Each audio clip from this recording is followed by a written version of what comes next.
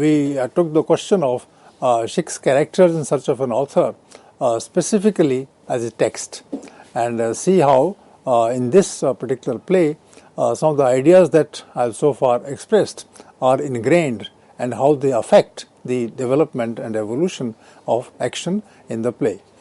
Now, in the beginning, let me say 6 characters is the most arresting presentation of the typical Pirendellian contrast between art, which is unchanging, and life, which is an inconstant flux. There are difficult words, but they require some explanation. The contrast. There is a contrast in his writing between this and that. What is this? This is art. He is writing as a person from art, and what he is writing, is a fixed thing. It's unchanging. Art is unchanging in the sense, that you read a play in the 19th century, like this play in the 20th century, written at that time, and today also the characters remain the same. The lines remain the same, the words remain the same, which means that art is unchanging. You might change it a bit in your own mind, but so far as the text is concerned, the presentation is concerned, you would see that the characters speak the same language, they adhere to that language, that they raise the same issues, and even if the answers differ, then the statements remain the same, and life. So there is a contrast between art and life. And what is life? Art is static in that sense. It is fixed. It is unchanging. What about life? And he gives the answer, and this answer is there in the play also, which is an inconstant flux. Flux is change. Inconstant means it's not constant. It's also not inconstant generally, the flux, but there is a change. The word inconstant, in fact, means that sometimes the change is slow, sometimes it is fast, sometimes it stops for a while and changes again. That's what life is. You think about life, you think about your own conditions, you think about forming yourself as a young person, as a middle-aged person, as an old person, and see, that things are changing almost by the day, by the week, by the month, and that this change may follow a different speed at different points of time, and that's why it is called inconstant, but it is always marked by what can be called flux, which is change. So how does one say that in 6 characters this kind of a contrast is presented? You ask this question. If you have read the play, then you consider this question directly. If you have not read the play, then you can be told. I can just inform you that on the stage there are 6 people, and they just barge into the auditorium when the rehearsal of another play is happening. And these characters come and they stop the proceedings. The people who are active there, they are busy with their own job. They will be rehearsing a play that they are setting up the set at that point of time. And these characters barge in and they say, please look at us. Give us an author, or you become our author and present us. And those people just do not know. They are actors. And which means that the characters have been formed somewhere else. They came from there, and they are posing an issue to the artist here. So that is what the play does. So it's a kind of a contrast between how these characters who are formed elsewhere came and disturbed the process of production of another play. So which is unchanging. That's what art is, because these characters don't change, and there is life, and that life is represented by the actors on the stage. So you can also, in fact, raise the question in your own mind, the characters and the actors. Actors from the world, characters come from the text. And there is a connection between the two. And the connection is, as is made clear, that characters are unchanging. Then I've just given a view of 6 characters. They will just discuss with the director as to why they were made into a kind of situation, and they played that role, and they want that this role should be picked up, should be chosen, should be shown, and let the audience decide whether the problem that faced them was a genuine problem or not. So that was the play 6 characters, and the other play which is equally important, is Henry IV. And there the theme is madness, which lies just under the skin of ordinary life in its construction of a satisfying reality. Do you know what exactly is being said here? It is said that all of us have a lid of consciousness on our problems inside our mind, and you take that lid off, and then you see that there is so much anarchy in our own minds, and that anarchy can also be termed madness. And this theme is pursued in Henry IV. Henry IV, all of us know, was a king somewhere in the medieval period, and there is a person in the early 20th century, and the play is written in 1922, and this person starts thinking that he is Henry IV, and he starts behaving as Henry IV.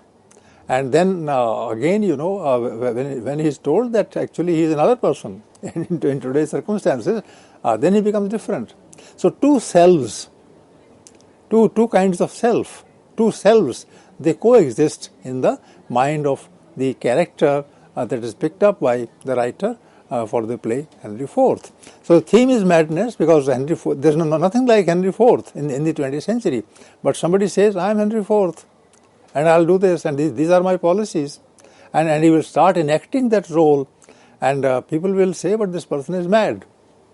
But in fact, Henry IV is a very consistent kind of a character there. So he also doesn't understand why people do not take him seriously. So who is right and who is wrong? Who is mad and who is sane? These are the questions that are explored in this play, and therefore one can say that Pirandello actually is talking about different selves that coexist, that remain together in the mind of a person. And it's not just one person or two persons. It might be that's what the writer thinks. It might be in the case of all of us in the 20th century, that we have one self that we show to others. We have another self which is with us in our moments away from attention, and that these two selves, one doesn't know which self is more important, more real than the other. That question is to be explored further. On his own art, now you ask a question from Pirandello as to why he writes the plays, and his answer is, I think that life is a very sad piece of buffoonery, non-seriousness, and it's a sad piece of buffoonery. Is that what life is in the 20th century? Just mull over it, think about it, and you'll find that most of us are busy doing nothing, are busy pursuing false dreams, and we are making a fool of ourselves, and we are wasting our time. Somebody is 20, somebody is 30, and between these 2 points of time, these 10 years, what did one do? Nothing but folly. You followed dreams, I followed dreams, and those dreams were not to be realized, and they might have been amusing, but not real, not making any sense at all. So in fact, all of us, all the people together, live a life which is of buffoonery, which is of a joker, because we have in ourselves, without being able to know why, wherefore, or whence, and the statement continues, the need to deceive ourselves. So constantly we are deceiving ourselves. We are telling ourselves false things, and we are pursuing them. Is that true? Ask a passerby, he or she will not answer the question, but then there is something called driving urge in every one of us that takes us on the path of one kind or another, and this happens constantly by creating a reality. So you create a reality that also is problematic. One for each and never the same for all. I as a person have one kind of reality. Another person has a different kind of reality. A third person, and like that. So there are 100 people, and all the 100 people have their different 100 versions of reality. And one for each and never the same for all, which from time to time is discovered to be vain and illusory. Now just the whole thing has been turned upside down. Initially he said that all of us have some reality, and finally he is saying that it is vain and illusory. So how is it real? So it's vain, it is self-centered, and it is illusory. It is a kind of an illusion. It doesn't exist. So in fact what he says is that in our life the real is unreal and the unreal is real. The unreal is that which we have hidden in ourselves, that is real, and that we do is an illusion. So it's a sad state of buffoonery so far as he is concerned. Does it operate in the case of the major plays that he writes, the two plays that we have in mind, the 6 characters in search of an author? And we'll take it up now at some length to discuss. So I begin with saying that it's a comic play. It's a play that amuses you. It's a play that you can't allow you to believe in it. You don't believe in the play because there's nothing that is being shown as real in the play. As I said, the play revolves around the intervention, the interruption of the rehearsal of a play by characters who come from outside. How do characters how are they allowed to walk like that? Because they generally remain in the mind of the author. The author thinks about characters. The author, gives them words, dialogues, situations. The author gives them hints, and then the characters start living in the book. But here the book is not there. There are actual characters moving around. They have been formed. You can't change them. But they will definitely come to you and they'll say, please write about us. So how does one write about us? And therefore, when this thing is insisted upon by the 6 characters, then the director of the play, who is rehearsing another play, he gets interested. He says, okay, today let's not do the rehearsal, and we'll just present you on the stage, and we will do your rehearsal for you, and then later on we can plan the production of the play. So they start talking to the director, and they start talking among themselves. That's what the play is. And finally 1.5 or 2 hours they are spent in the discussion that happens between the director and the characters, and also among the characters themselves. So this is how the play is conceived and presented. So it's a comic play because all the time that it's a kind of unreal situation, and nothing is serious, nothing is real, nothing is daunting. But then you realize that as the play proceeds, that certain things are similar in one's own mind and on the stage that you watch. Now let's look at the characters in the play.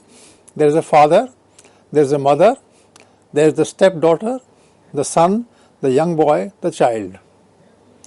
How many are they? 6. And then the 7th one is outside. She doesn't appear except in a short scene, but then basically there are 6 characters. The father is the main character, and the father plans and fails. Whatever he plans in life, he also fails in it because he doesn't get the right kind of response from his family. The father wants to actually dominate the proceedings of the family, as all fathers do. The early 20th century fathers do the same as the late 20th century fathers do. They always want to dominate. The children do not have any say.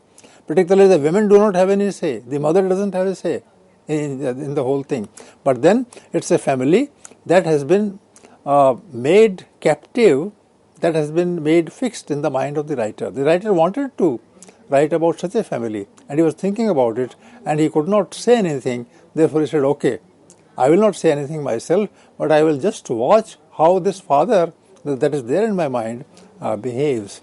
So that father actually is imagined as behaving on the stage, and he actually is the perpetrator of all the problems, partly because he is a male and he has the power, he has the authority, he can take any decision and he can crush people. Therefore, he as a father, he'll remain active and he'll draw the greatest attention. Then there is mother. Mother is completely passive. She just looks towards her husband, the father, and whatever the husband says, she does.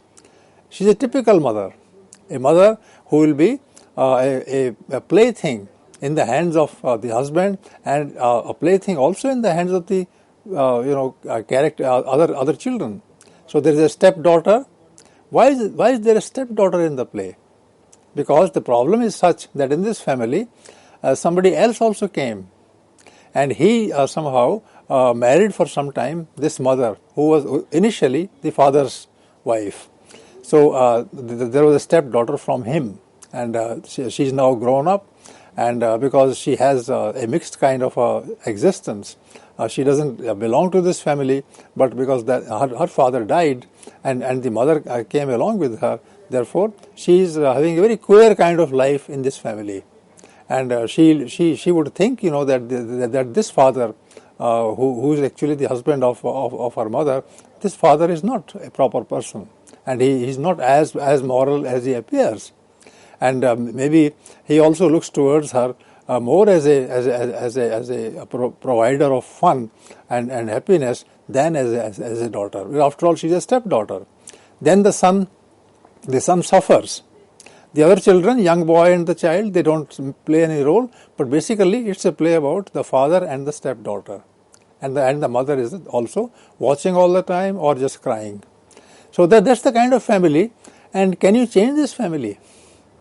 Some writers can change this family and make them say anything. But so far as these characters are concerned, they have already been formed by the pressures. And you will say that the father has a point of view. He says at one point of time that you can't catch me because I'm not there. I'm there in the mind of the writer, and the writer has escaped me. He's run away from me. So I'm searching for another person. And then he says, I'm real and not real. So in fact, if one has to think of an intellectual in the play, then this father is an intellectual. At one point of time in his life, and that is reflected in this family also, he was somehow attracted towards his stepdaughter. He didn't know that she was his daughter, because he was not living with the mother and with the stepdaughter at that point of time. The mother was living with another person. So this stepdaughter started doing some stitching to earn some money, and she also was being used by the last character, Madame Pace, in her own place, there was a kind of other life that she was leading, and the father was not exactly moral in his behavior, and the stepdaughter did not like such a person at all. And it's a very moral play in that sense, that the stepdaughter is taking a decision in order to criticize the father and also be critical of the mother. So this is a very serious situation that the family is facing, and all kinds of moral and religious and other questions are raised, and the answers are not given, because human beings generally live at the different levels of experience. The one thing they do, the other thing they avoid. The thing that they avoid is what they like, the thing that they do is what they dislike, and so on and so forth. The son from the present father and mother, this person is flummoxed. He is confused. He doesn't know what to do. He can't play the role of the father. He can't play the role of the mother also. He can't be mother's son or the father's son. And he cannot relate to his sister, who is the stepdaughter in the case of the family. And what about the young boy and the child? They will be the victims. They will never be able to grow up, normally in those circumstances. So it's a failed family. It's a family in which all the characters have already been formed in the mind of the author, and the author doesn't know what to do with them. In fact, such families exist, and writers do not know how to write about them, but then they think about them. And this writer has, dared to. He has had the courage to think of them for writing about them, and that's why the play is there. But he says, well, I can't handle these characters, so I'll allow you to also discuss things with them. And there, the father says, I am real and I am unreal. What I say will count even after 20 years. But then I know that this is my opinion, and that when I'm criticized by others, then I don't like it. But then you can't change me. So this kind of a situation where real is unreal and unreal is real, this is the theme of the play. And all the points that I have discussed earlier, in general, regarding, the existence of two selves or three selves, then this is what these different characters actually define for us. The other thing is that the mother is a passive person, and the writer Pirandello says that she is more like nature. So, nature has a logic of its own, but nature does not hit back. Nature is generally a plaything in the hands of the individual who is active and who is productive and all those things. So, father is active and mother is nature. And the stepdaughter is a distortion. The other son is crushed. The young boy and child, they exist and do not exist.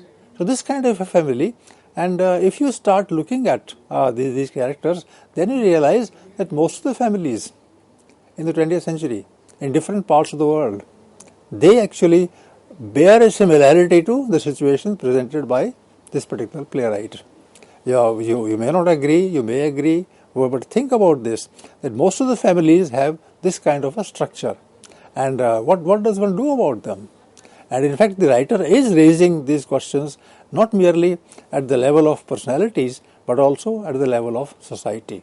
There is a kind of power structure that is operating in this play. The moment, this person is not given a name, his name is father, somebody is the mother, and you just see that they are all relations. So aren't they actual human beings who could, decide their own course of life under pressure that existed, but they could, assert their creativity? But can they assert their creativity here? No. They might have done it somewhere at that point of time, but that is not shown, because the writer has picked them up for depiction. And now that he has picked them up and he has given them a personality, then they have become static.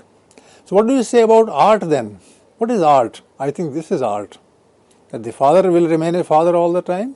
This play was written in 1921, 100 years, 101 or 102 years before us, and the same dialogues that he spoke at the time of the production of the play, the same dialogues he speaks today also.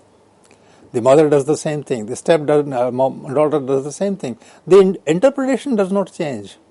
So in fact, this becomes a kind of a question that all of us face. What to do with our past? Should we reinterpret the past? Okay, we can reinterpret the past. But will the past change? No, the past will not change. So what should art do? Art should, I'm giving the answer, the art should preserve the past the way it existed. If it preserves, then the past does not change. So why should we, in fact, be interested in such a past? So you ask a question, you answer it, and then another question is born. And finally, you become completely confused. So that's what the play is. So it's a kind of realism. I said initially that it's a wry kind of realism, but realism is there.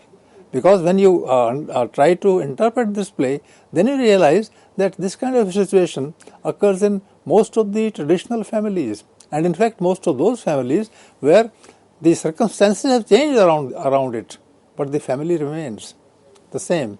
And that family will keep a critical, point of view, and that critical point of view will remain all the time. So we will feel disturbed while watching the play today also. Now, this is one thing, but then I also go to the other kind of actors in the other kind of characters in the play, and they are there on the stage. They are the director. In some translations, this person is also called manager. There is the leading lady. Leading lady means the main character, the main actor in the theatre. Then the leading man, the male actor, the young actor, young actress, and prompter. So I put them just on the right side of the characters. So imagine that when the play is to be produced, then the father will be produced by, will be presented by the leading man. So he has to find out what the father looks like, because that's how actors interpret. So actors will play the role of these people, but will they play the right kind of role? Will they present the truth? The actors cannot present the truth. The actors can give their own version. So the father will not be happy if he is being played by the leading man here. The mother, if the leading lady takes some particular liberty with the character of the mother, then the mother would not like it. They say, no, this is not what happened. And that's how, there's a kind of tension always between the characters and the actors. And this particular tension, this particular difference, this particular disagreement, this is what is the stuff of this particular play. So to conclude, I would say that it's a play about plays. It's a discussion about the questions of art.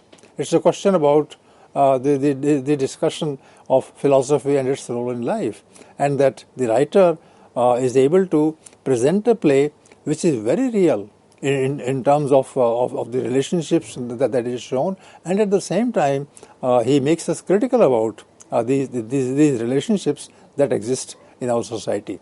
So it's a different kind of a play, and let me tell you, this play particularly, and the writer in general, he changed the landscape of modern writing.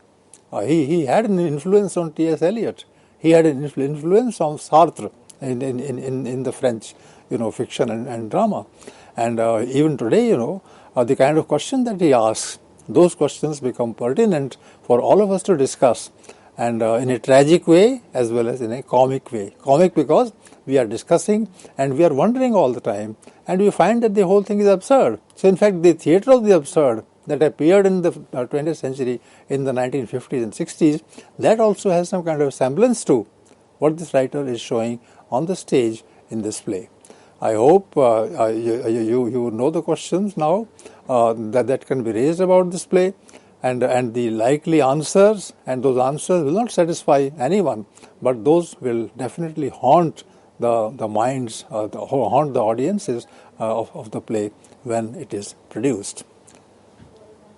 Thank you.